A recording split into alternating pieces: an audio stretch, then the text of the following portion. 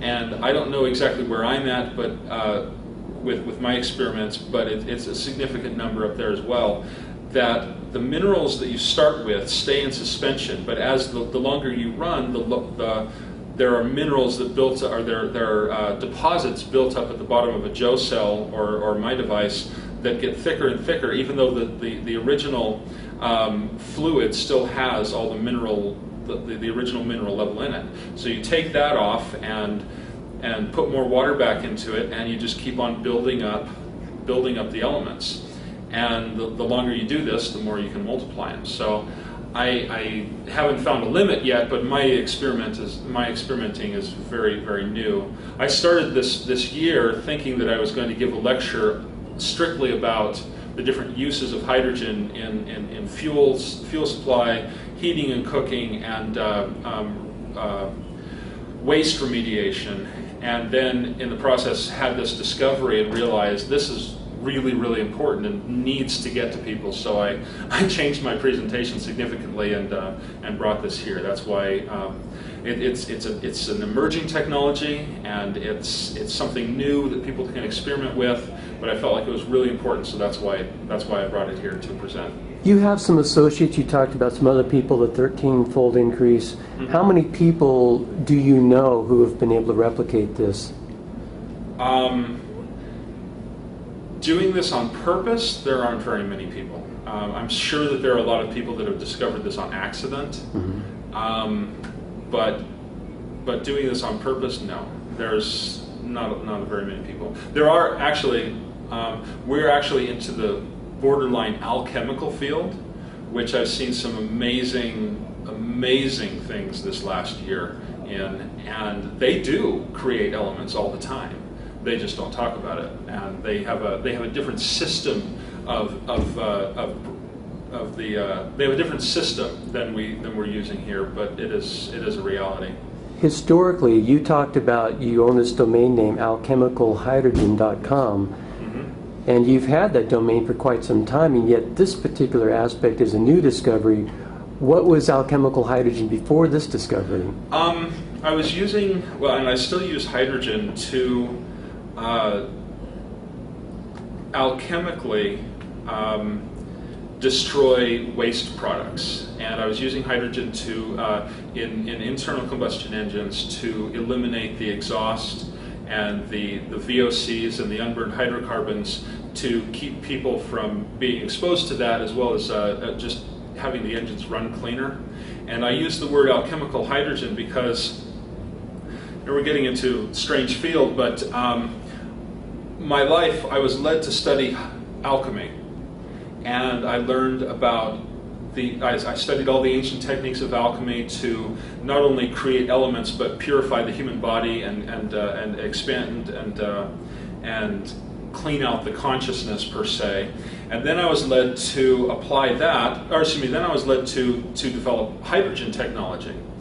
Then I married the two together, which is that's why I called it alchemical hydrogen, because I was using alchemical fluids in the production of hydrogen to get really phenomenal hydrogen. And there's many types of Brown's gas, and some is high purity, some is low purity, and the different purity levels have different uses. So if you have really high purity, you can vaporize anything, and you can destroy tungsten, and you can remediate radiation and such.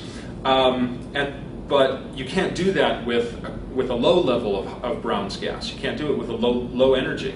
But the low energy Brown's gas has different uses. You can use it for cooking. You can use it for different applications that you couldn't use the super powerful vaporizing and imploding level of Brown's gas. So by applying alchemical fluid to this, I could get high level Brown's gas without the conventional without the conventional resonance and the electrical circuits and stuff like that. I could generate the high level Brown's gas without using the expensive equipment. Or I could vary the levels of the fluids and get the low level Brown's gas that I could use for other processes. So that's why I called it alchemical hydrogen, because I was using this fluid in different locations and such. So that's where the name came from. Okay. Well, I think it's fortuitous that you grabbed that domain name and now you have this totally new process that I think fits the name even better, wouldn't you say? Absolutely. Except it's not just hydrogen, it's hydrogen and oxygen from a Brown's gas process, but hydrogen, I mean, that's a good name still. It is, it is. There's actually 4 times the amount of oxygen than there is hydrogen, so, well, 4 times the volume, excuse me. Yeah. But yes, it is fortuitous. I'm very glad that it happened. In terms of rolling this out into a practical application where people can actually do this on a commercial scale, how close do you think you are, or someone could be that you could, and you're willing to train people, you're willing to, somebody comes along and say, hey, could you show me how to do this? You're glad to do it. Yeah, I am. And you're very sharing that way. It's really quite phenomenal. I would plug in here, though, something I don't think Vernon would say, that if he does help you, make sure you remember him in any kind of, revenue that you're making on this, that you volunteer some kind of royalty that goes back to him to help his research, because this is just one of many things that he's playing with. He's extremely prolific as an inventor and an intuitive in the scientific field. And so I think he deserves that kind of sustainment. But answer the question of how close and what would it take to, there's obviously a whole bunch of different applications of this, but what would be the low-hanging fruit, and how hard would it be or easy would it be to get to that low-hanging fruit? Well, the easiest way to go about this would be to have to just create a little device, and these things could go into a 5-gallon bucket if you wanted to be really low tech and put it together. Or like I do, I use the heavy duty CPVC plastic and stainless steel. But the easiest way to do this would be to just build a device and hook it up to a solar panel and start dropping out the elements and finding an avenue that you could sell it or use the elements in some way. So I'm very much into people being self-sufficient. So let's say you, Sterling, wanted to set this up at your house, and you could start generating power, and you've got a little shed in the backyard hooked up to and you've got a solar panel mounted on it, and you just be using the sun, using a passive energy source to develop a monetized stream. Okay, let's just say that. And so you have that set up at your place, and your neighbor can have one set up.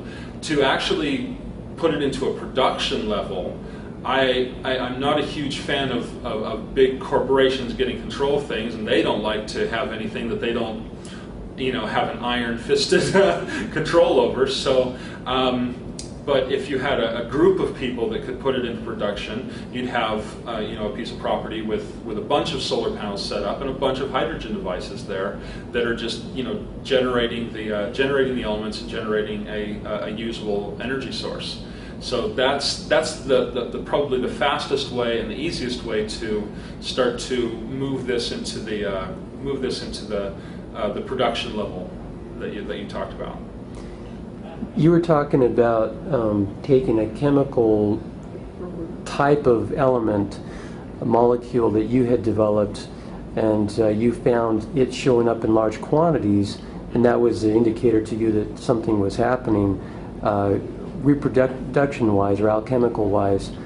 How hard would it be to isolate these things once you've created them? Well, it's just a matter of on an individual level, it'd be a matter of some chemistry. I have a friend that takes our alchemical gold and uses a little bit of chemistry process on it and creates gold chloride, which he then sells to a chemical company. Gold chloride is an industrial. It's what we call a precious chemical. If you're working with precious metals, to actually create a revenue stream, it's easier to work with precious chemicals rather than precious metals, because they're at least 4 times more expensive than the metals. So if you're working with gold chloride, it's not $1,600 an ounce. It's in the neighborhood of $6,000 for an ounce for high purity gold chloride. And it's funny because the process of dropping gold out from a mining process, you go through the gold chloride stage and then you go into the yellow metal, and everybody wants the yellow metal, but that's gold fever. If you stick with the gold chloride, you have a completely different level of monetary income. Same thing with silver. Silver's let's say silver was $10 an ounce. Silver nitrate or some of the different precious chemicals from silver actually are 4 times that amount. 4 to 10 times that amount if you can create the right type, and people chemists sell that and make a significant amount of money, more than the metal itself. So the process of dropping off these elements would be to find the proper place to move it, and that would involve a little bit of chemistry and selling it to chemist shop. Or you could use I hadn't thought of this before. You could use an electroplated process and plate this metal onto a substrate, and then just sell that, and there wouldn't be chemistry involved at all. So there's different ways. Not being an actual chemist, I haven't explored all those options. Just been really busy, working with the technology. So, but people turning this into a cottage industry could find a local substance that's expensive that they could implement into this process to replicate it. Yes. And sell it locally. We're suffering from a huge, and people don't know about it very much yet, but we're actually suffering from a huge deficiency in the rare earths right now. Mm-hmm. Rare earths are very important for the rare earth magnets, but also the batteries that are being developed. The neodymiums, for example. Exactly, and so if you can create a stream of the rare earths, those elements, then you'd be sitting pretty.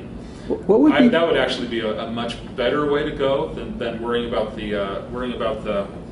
elements, gold and such, because from an alchemical's perspective, I have to throw this out there, an alchemist is forbidden from making a profit with gold.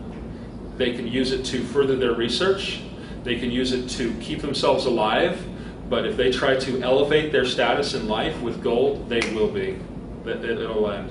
Some of them die, some of them are severely punished by the universe. So it's like a spiritual calling, so to speak, to be an alchemist. Absolutely. And you can't be in it for greed, you can't be in it for control or manipulating.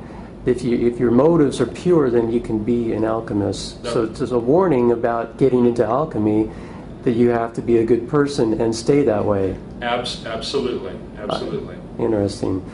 Now let's talk. I could actually talk even more about that, but that gets really esoteric. But I've seen some things this last year that are really interesting, but we won't talk about that. We can talk about that another time. Okay. Let's talk about what kind of process you would be looking at to get set up. Just first of all, to replicate it, to prove to yourself that this is real. What's the expense of materials and time to replicate and to see that the effect does work? Well, first thing is you start out with stainless steel plates. 316? I always work with 316 stainless. There are other materials and different things that you can play with, but the most readily available 316 stainless in, I like 6x6 squares, but whatever you're working with, whatever size material vessel you're working with. So I use 8.5-inch nominal CPVC pipe and seal it closed with these things inside. So 6x6 works pretty well for that. And you have these here with you at the conference. Maybe what we could do is after this episode, we could have you actually pull it apart and show us the different components in it. Mm-hmm. Could we do that? Yeah, we can do that. And we can videotape some of the devices themselves, and you can take a look at them. Okay. Sure. That off and put more water back into it, and you just keep on building up the elements. And the longer you do this, the more you can multiply them. So I haven't found a limit yet, but my experimenting is very, very new. I started this year thinking that I was going to give a lecture strictly about the different uses of hydrogen in fuel supply, heating and cooking, and I don't know exactly where I'm at, but with my experiments, but it's a significant number up there as well. That the minerals that you start with stay in suspension, but as the longer you run, the there are minerals that built, or there are deposits built up at the bottom of a Joe cell or my device that get thicker and thicker, even though the original fluid still has all the mineral, the original mineral level in it. So you take... How many people do you know who have been able to replicate this? Doing this on purpose, there aren't very many people. I'm sure that there are a lot of people that have discovered this on accident, but doing this on purpose, no. There's not very many people. There are actually, we're actually into the borderline alchemical field, which I've seen some amazing things this last year in, and they do create elements all the time. They just don't talk about it, and they have a different system they have a different system than we're using here, but it is a reality. Historically, you talked about you own this domain name alchemicalhydrogen.com, and you've had that domain for quite some time, and yet this particular aspect is a new discovery. Waste remediation, and then in the process had this discovery and realized this is really important and needs to get to people. So I changed my presentation significantly and brought this here. That's why it's an emerging technology, and it's something new that people can experiment with. But I felt like it was really important, so that's why I brought it here to present. You have some associates. You talked about some other people, the 13-fold increase.